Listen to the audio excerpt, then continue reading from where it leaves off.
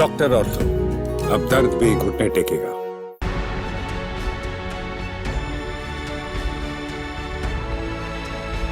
देश भर में कोरोना के मामले लगातार बढ़ते जा रहे हैं। पिछले 24 घंटे में 511 नए मामले दर्ज किए गए हैं।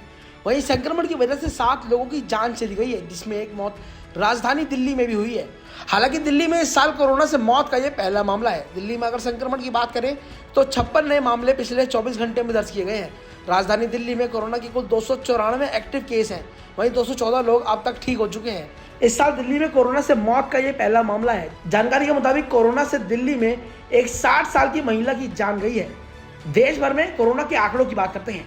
दिल्ली में 294 मामले हैं, केरल में 1147, महाराष्ट्र में 424, गुजरात में 223, तमिलनाडु में 148, कर्नाटक में 148, पश्चिम बंगाल में 116, राजस्थान में 51, उत्तर प्रदेश में 42, पुडुचेरी में 35, हरियाणा में 20, आंध्र प्रदेश में 16, मध्य प्रदेश में 10, छत्तीसगढ़ में 3, गोवा में 7, तेलंगाना में 3, उड़ीसा में 4, पंजाब में 4, जम्मू कश्मीर में 4, मिजोरम में 2, अरुणाचल प्रदेश में 3, असम में 2 और चंडीगढ़ में 3। जिस तरीके से दिल्ली एनसीआर में कोरोना संक्रमण के मामलों में बढ़ोतरी हो रही है, वह डरा देने वाला है। हालांकि एक्सपर्ट्स का कहना है कि डरने की जरूरत नहीं है। तो वहीं एम्स के पूर्व डायरेक्टर डॉक्टर गुलेरिया ने कहा कि कोरोना का JN1 वेरिएंट सबसे ज्यादा फैल रहा है। हालांकि डरने की कोई ऐसी बात नहीं है। इस वेरिएंट में केस जरूर बढ़े हैं, लेकिन खतरा गंभीर नहीं है। इस वेरिएंट में 2 बातें हैं। पहला ये कि ये वेरिएंट इम्यून इवेजन कर रहा है, यानी कि इम्यून सिस्टम को इवेट कर रहा है, यानी कि संक्रमण फैलाने के लिए चांसेस इसमें ज़्यादा हैं। दूसरा ये कि म्यूटेशन की वजह से एक इंसान से दूसरे इंसान में फैलने की संभावना की ये वायरस में थोड़ी सी ज़्यादा है।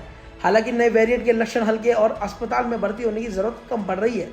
देश में कोरोना के मामले 2000 के पार पहुँच गए हैं। केंद्रीय स्वास्थ्य मंत्री ने आंकड़े जारी करते हुए ये बताया कि 30 मई तक देश भर में 2710 मामले दर्ज किए गए हैं। कोरोना से मरने वालों को ज़्यादातर वरिष्ठ नागरिक हैं।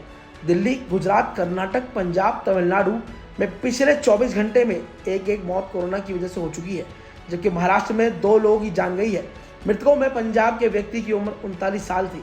बाकी सब वरिष्ठ नागरिक हैं। गुजरात में हुई मौत का कारण अब तक स्पष्ट नहीं हो पाया है। बाकी अन्य लोगों को कोरोना के साथ अन्य गंभीर बीमारी भी मिली है।